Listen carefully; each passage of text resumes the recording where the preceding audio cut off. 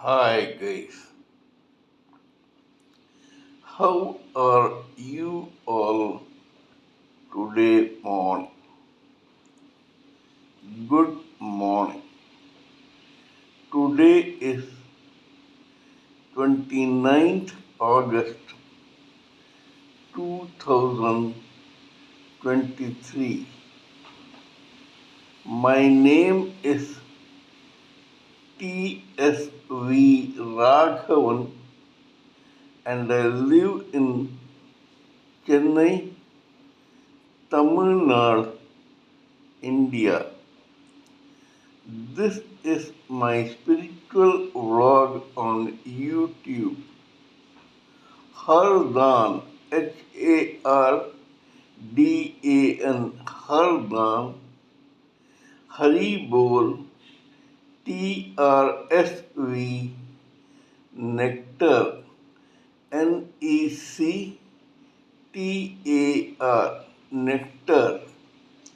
In this particular blog, in all my previous videos, we have been discussing about the knowledge and information that we have gleaned through the study of spiritual books, scriptures, contemplation on the material universe, and meditation on the spiritual universe. This particular video in this vlog is no exception to that rule. In fact, it is a mere continuation of all that we have been doing in my previous videos. Kindly subscribe to my vlog and press the bell icon so that I may keep reminding you of all my other videos, both the previous ones and the future ones. So let us continue with the topic of discussion for today's video. In the past few videos, we have been discussing about the importance of a term called focus in the psyche, destiny, and karma of a human living entity. In this particular process, we have discussed several case histories pertaining to the material and the spiritual side to authenticate how important focus is in the psyche of a human living entity. Today we shall discuss about another such case history. The theory behind this particular video has been sewn together with the case history in such a way that the viewer will be able to understand what I want to say far better than if it had been some way different from this. So let us continue. In a particular remote village in the outskirts of Calcutta, now Kolkata, the capital of Bengal or West Bengal in India, there lived one very pious, spiritually inclined, and decent family of peasants with the surname Chatterjee. In this particular family, which was devoted to Lord Krishna, or the patriarch of this family was very much devoted to Lord Krishna, one son was born on 18th February 1836. Because of his devotion for Lord Krishna, this doting father christened that boy as Gadadhar Chatterjee. Chatterjee was the surname of this family, and Gadadhar was the name of this boy. Gadadhar is one of the pseudonyms of none other than Lord Krishna.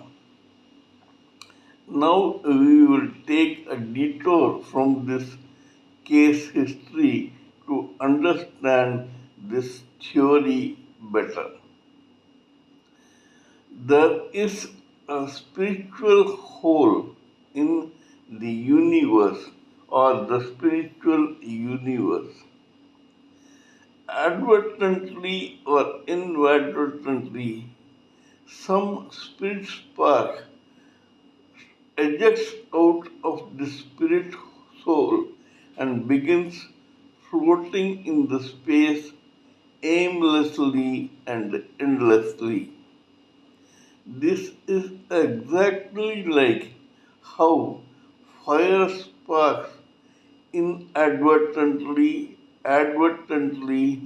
by default or by design, eject out of a large fireplace and get extinguished by the air in the atmosphere.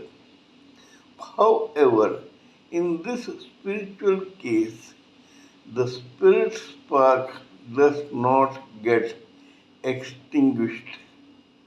It remains alive, and it has its own tiny individual identity. According to scriptures, God has two forms of energy. One is called spiritual and the other is called material.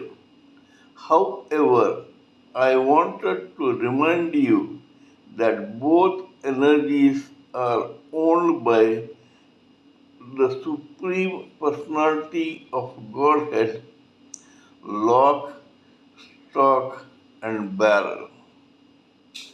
Spiritual energy is slightly superior to this material energy, but this does not make or allow this spiritual energy to lord it over the material world.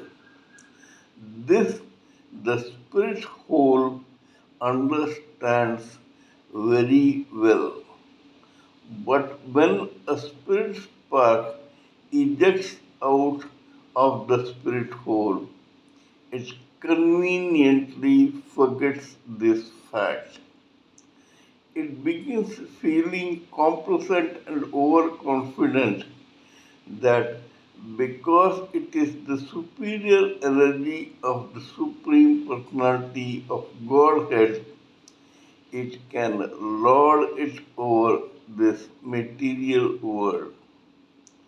In its complacence, this spirit soul, this, this spirit spark begins hovering around the material world.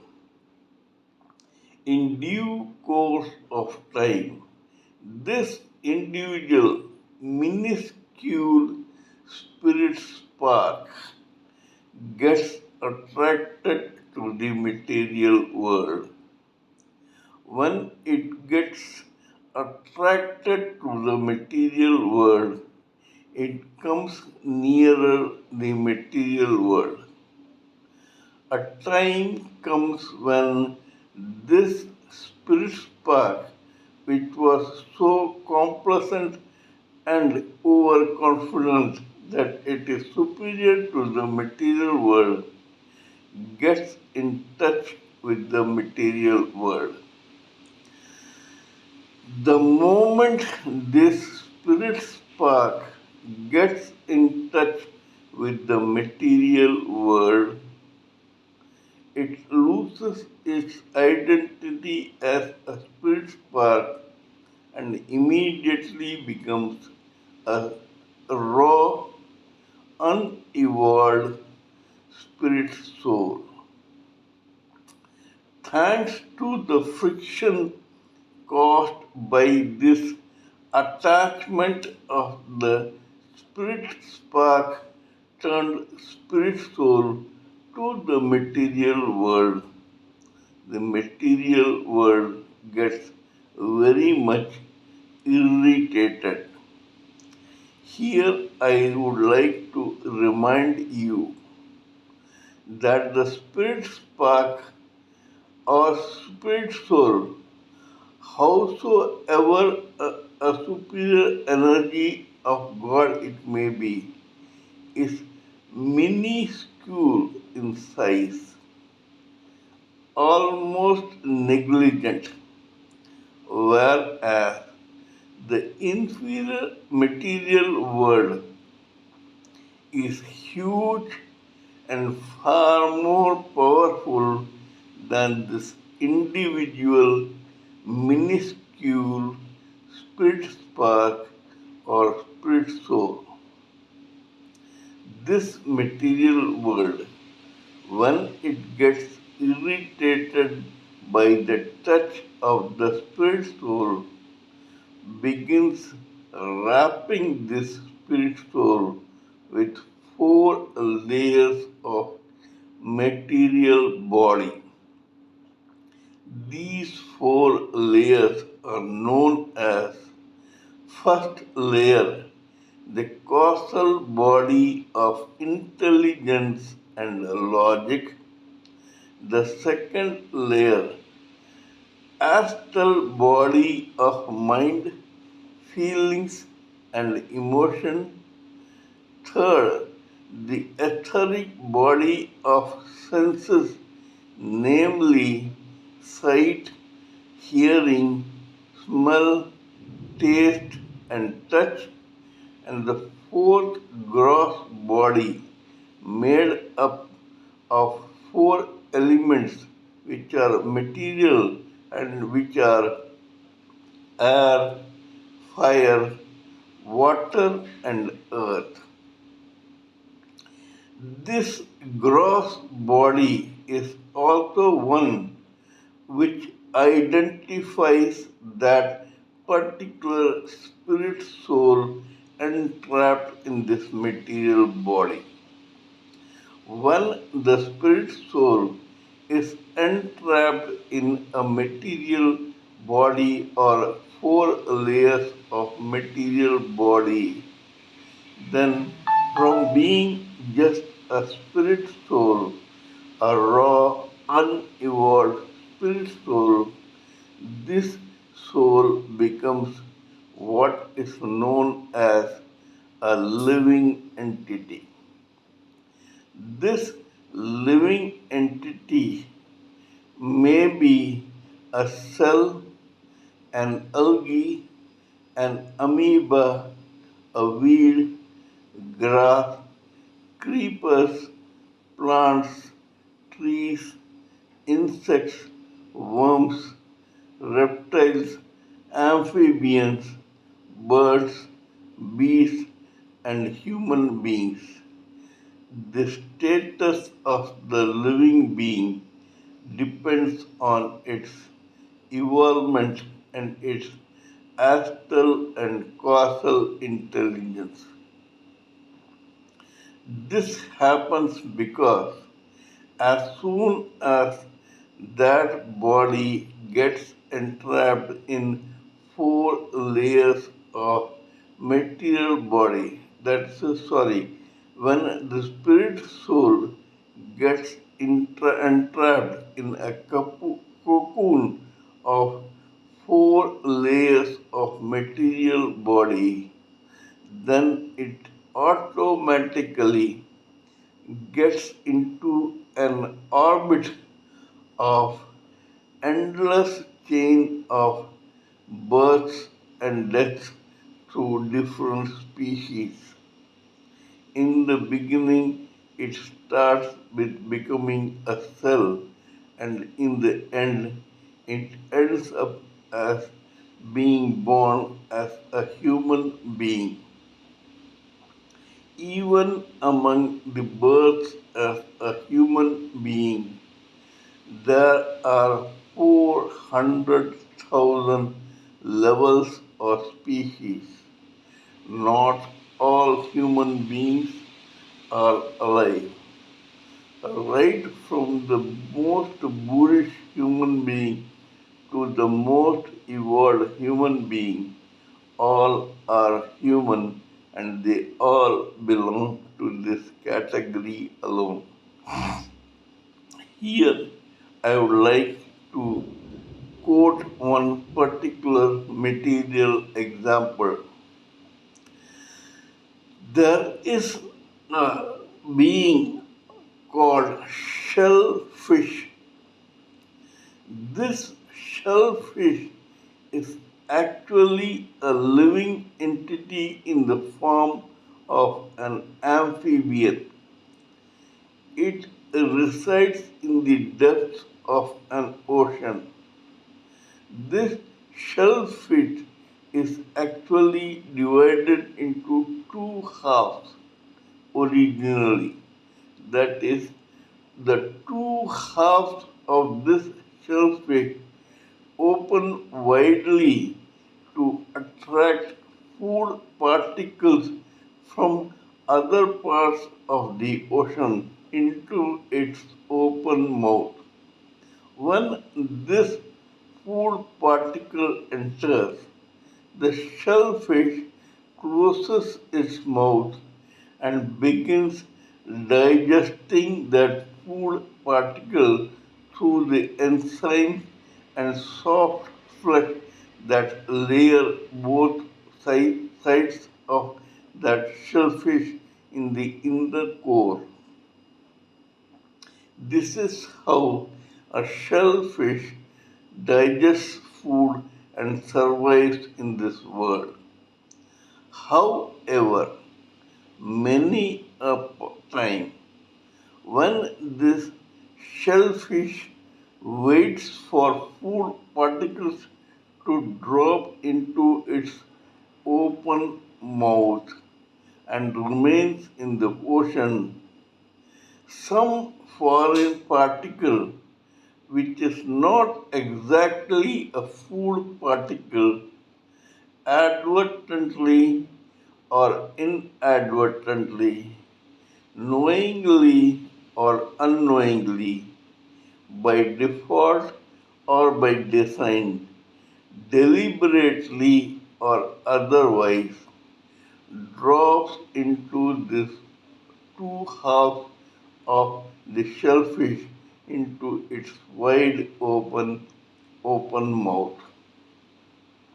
When this foreign particle drops into that open mouth, this shellfish, on finding that it is not a food particle but some foreign object, gets visibly irritated. To avoid that irritation, this shellfish begins wrapping this foreign object with, which, with its layers of saliva. So much so that at a time one of a time comes when this foreign particle gets totally cocooned into the layers of saliva of that shellfish. Then this shellfish closes its mouth and keeps that foreign particle inside its own body till one day this shellfish is removed out of the ocean by some hunter or pearl diver and, and is opened, that is, the two sides of the body of the shellfish are forcibly cut open. When it happens, they see that foreign object which has been entrapped and cocooned in the saliva of that shellfish. Now this cocoon has become hardened.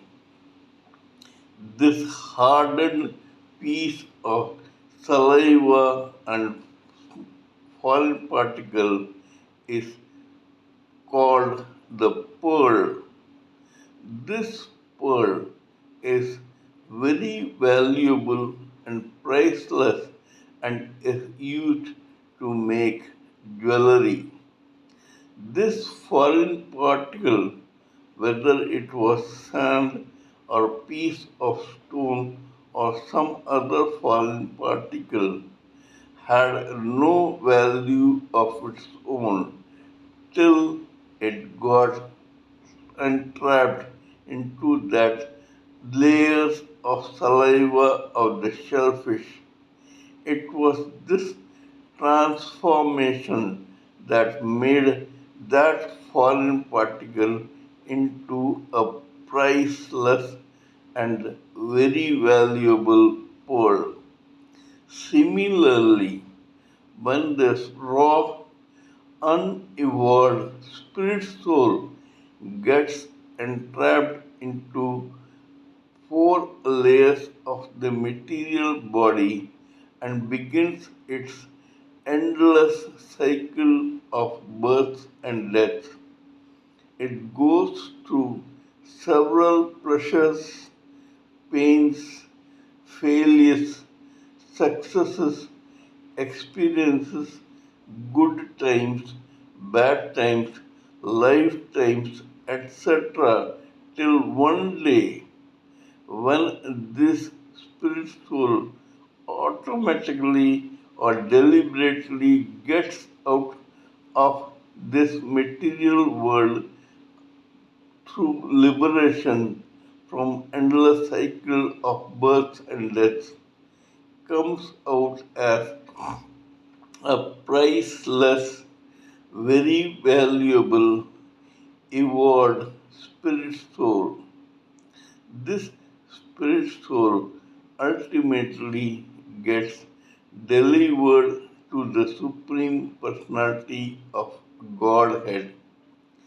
Every one of us living entity is one such spirit soul entrapped in the four layers of material body. This is a fact that every viewer must remember before we proceed further. Our ultimate aim as spirit souls is to stop identifying ourselves as material bodies but as our original identity as spirit souls, get self realized, then get liberated from this endless chain of births and deaths, become very evolved spirit souls, and finally get delivered to the Supreme Personality of Godhead. This is a long, long process. It does not happen so easily. At any given time, of the 100% living entities entrapped in material bodies and going through endless births and deaths is in the society and floating around aimlessly or otherwise. Of this 100%, 75% are mundane and totally ignorant. They still feel that they have come here only to enjoy life, to vegetate, and to while away its time aimlessly in this material world. 75% of society of any given time thinks like this. However, 25% remain. At a time in the society, 25% of those living entities which also initially belonged to the 75% in some birth have finally realized their true identity as a spirit soul in this birth or in this given time. When it happens, this particular spirit soul, which has now found out its true identity, decides to find out why it has come into this material world. Slowly but steadily, it comes to realize that it is only an eternal servant of the Supreme Personality of Godhead. When this realization dawns on the psyche of that spirit soul, it tries to find out its real purpose in the material world. Here, God decides to bail that spirit soul turned living entity out of all this mess. In that process, he gives an assignment to this spirit soul, which has now become a servant of God and has totally surrendered himself or herself to him.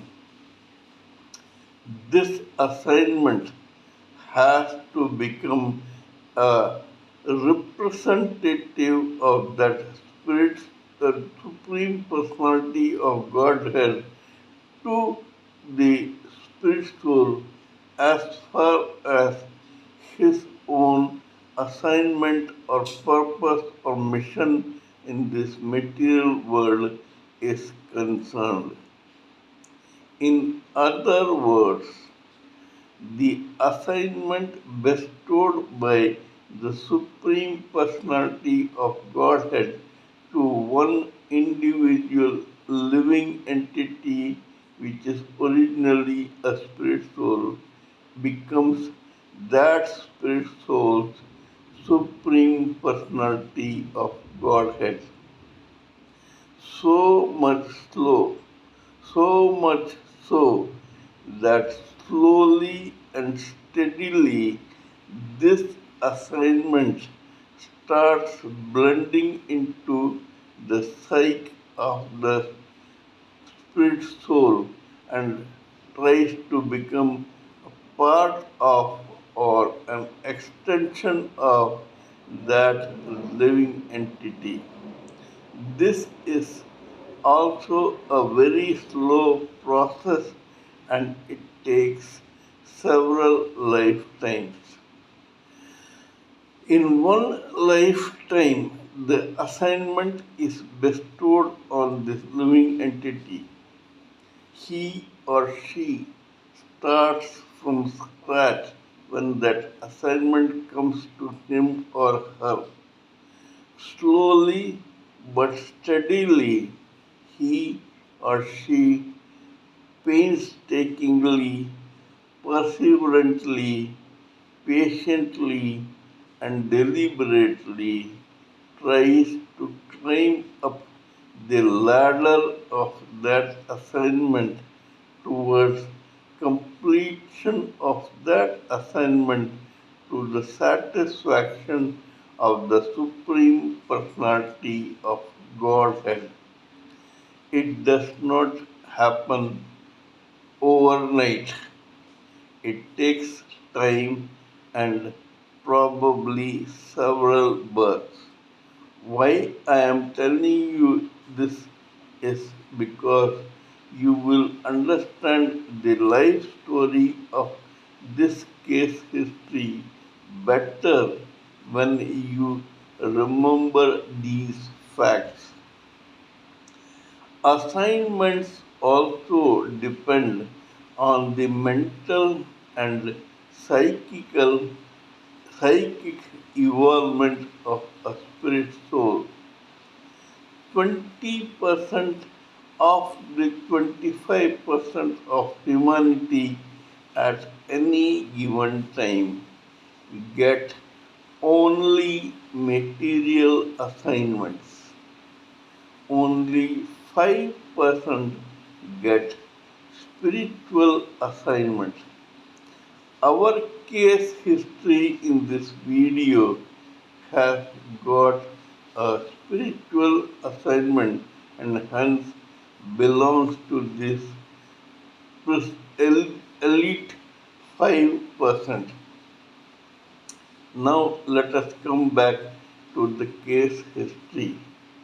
One boy was born on 18th February 1936 into a family surnamed Chatterjee, and he was christened as Gadadhar Chatterjee. First, the father of this boy was a Vaishnavite who was devoted to Lord Krishna, and so he named this boy as Gadadhar, which is one of the pseudonyms of Lord Krishna. Second, 18th February, the birthday of this boy, was the day when, according to Hindu scriptures, Lord Krishna entered his avatara in this material world during the Mahabharata Dwapar period. It is on 18th February that immediately after he left for his heavenly abode or Gokul Vrindavana, the Kali period took over in this material world. The age of Kali Purusha started on 18th February. Thus, the day when Lord Krishna left for his Gokul Vrindavana from this material world was 18th February, and 18th February was the day when the Kali Purusha took over.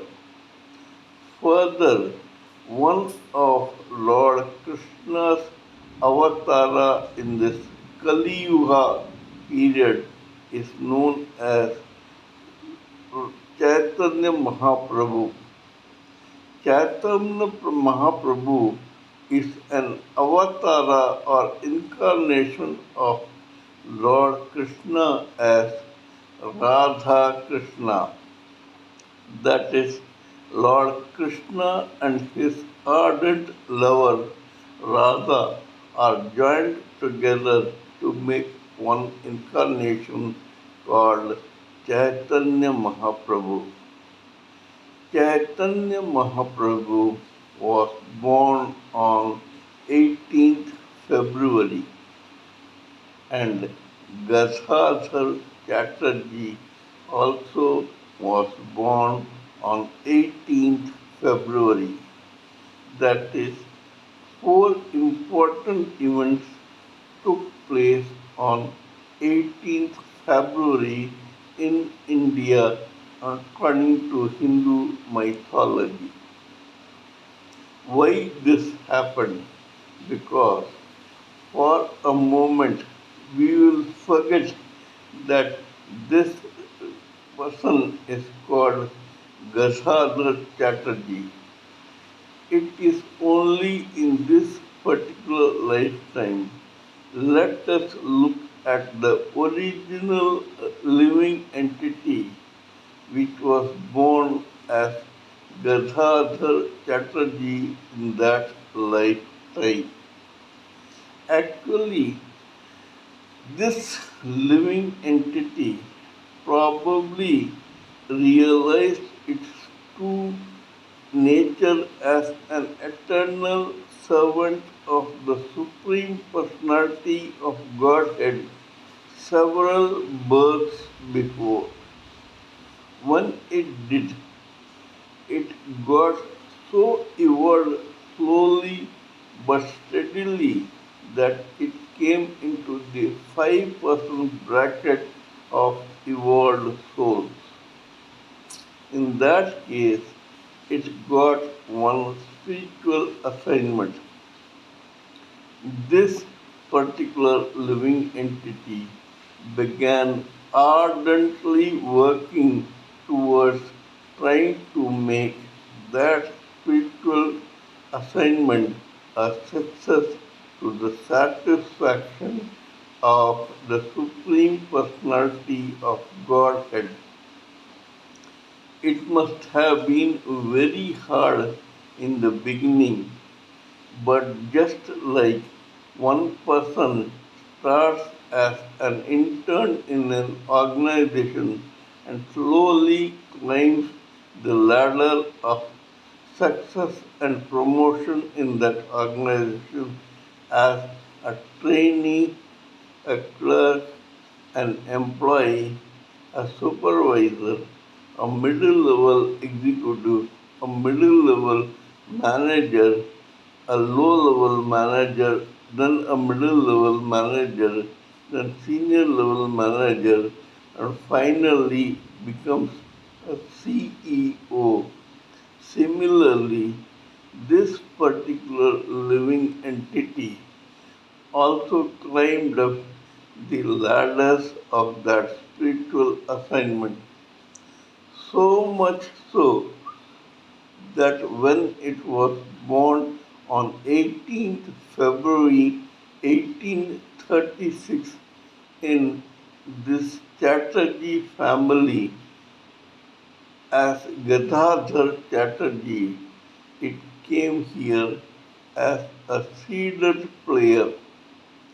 Thanks to its past karma, this particular living entity was born into the family of a Vaishnav devotee and was christened Gadadhar Chatterjee.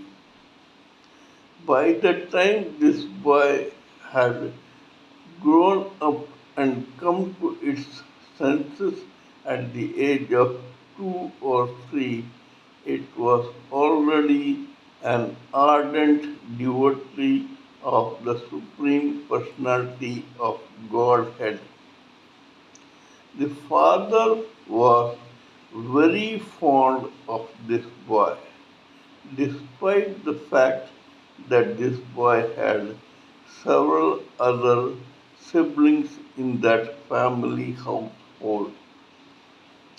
This boy proved to the father and the surrounding in the village that it was quite different.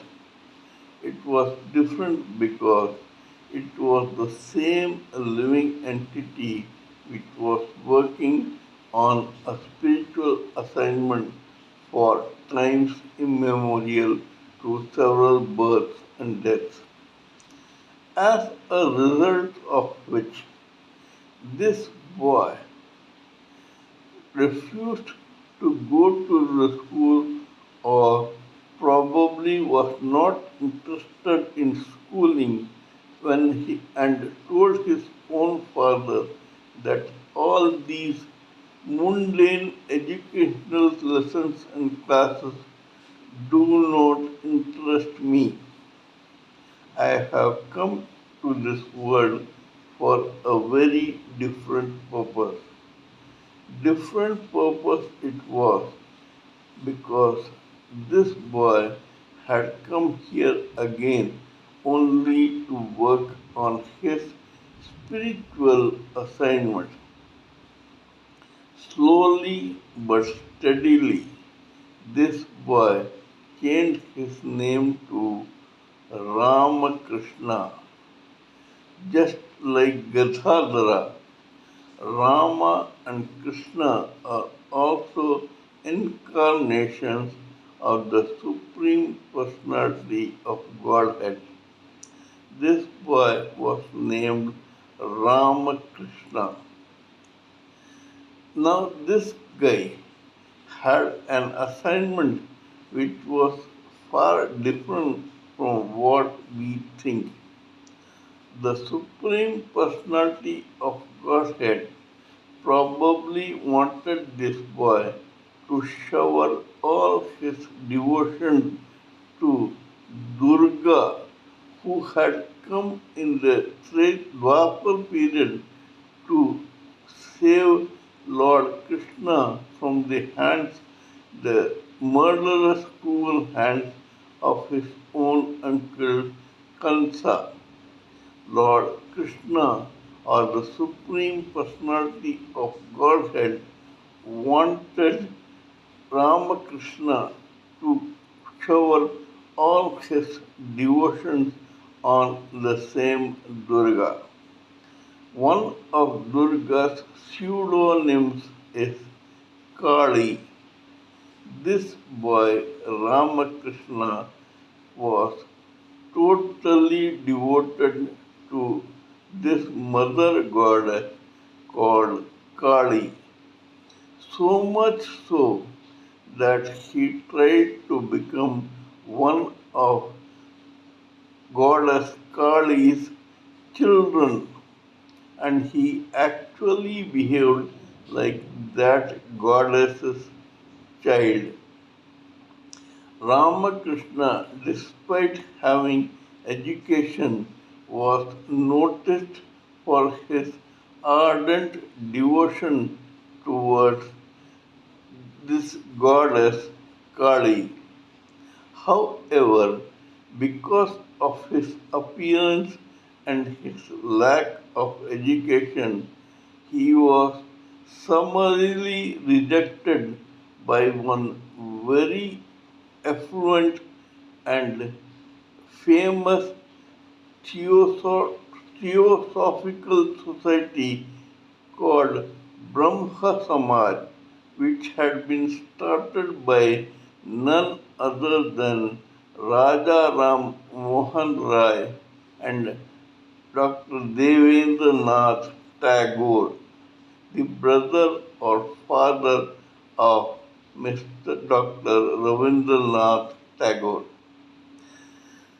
This boy Ramakrishna, because of his humble beginnings and appearances, was rejected and was not given a membership in that Brahma Samaj.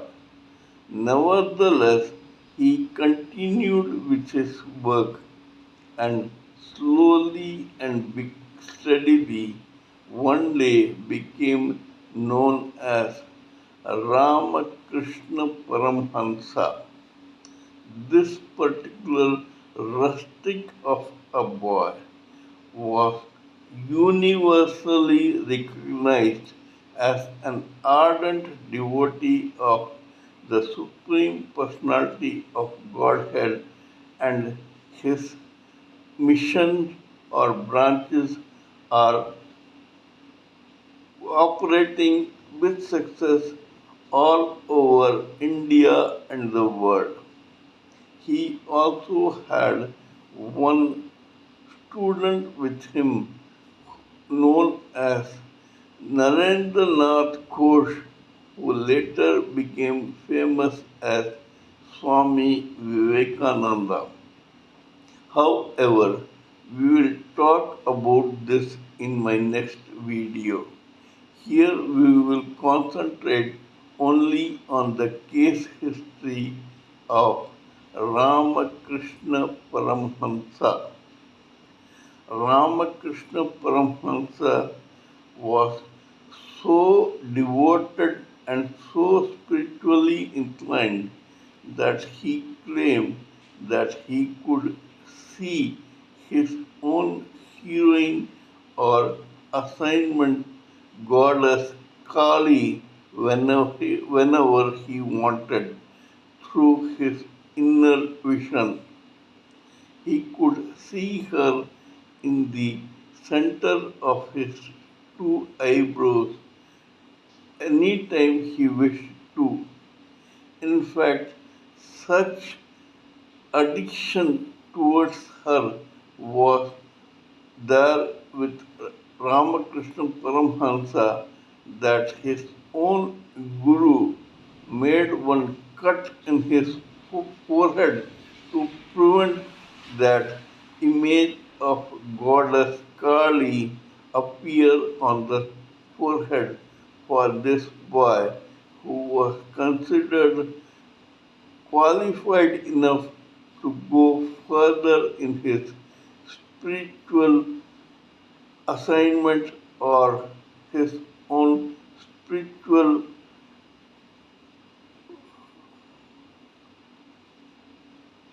achievements. For this boy to get many more achievements, his own guru or spiritual teacher made a cut on his forehead so that he could forget the vision of his goddess Kali and to concentrate on other spiritual tasks and achievements. This Swami Ramakrishna Paramhansa lived for 50 years in this material world and passed on in the year 1886. His own disciple Swami Vivekananda took his name and his wife's name and started one Ramakrishna and one Sharda mission, which has several offices and charitable plus educational institutions all around India and the world, and these are thriving, very successful, and are full of trillions of ardent devotees of Swami Ramakrishna Paramhansa, his consort or equally spiritual wife Sharada, and Swami Vivekananda. We must all take a leaf out of the real story of Ramakrishna Paramhansa and try to emulate him so that we also achieve the pinnacle of spiritual achievement and success in our own lifetime. We must try to shape our own life as individual spirit souls turned living entities into something so effulgent or so iconic and legendary and become ardent followers of the Supreme Personality of Godhead. We must pray to the Supreme Personality of Godhead that we should also get such spiritual assignments so that we could individually prove to Him how eternally indebted to Him we are and how we have surrendered ourselves totally to Him and are here only to serve His own mission, purpose, or assignment. We must forget our own individual identity and become part and parcel of the Supreme Personality of Godhead, just like Swami Ramakrishna Paramhansa, Sharda Mata, or Swami Vivekananda. That is all for from my side in this current video in this vlog. This is all I wanted to talk in this video. Kindly let me know what you think of my talk on this subject, this theory, and this case history. Please give me your own expert opinions, thoughts, ideas, and views so that I may blend everything together for the sake of this society. Before concluding, let me remind you that I am also a published author with Amazon Kindle and paperback. I write on spiritualism, fiction, and assorted subjects. Spiritualism happens to be my favorite subject. Till we meet in my next video, it is good morning from TSV Raghavan.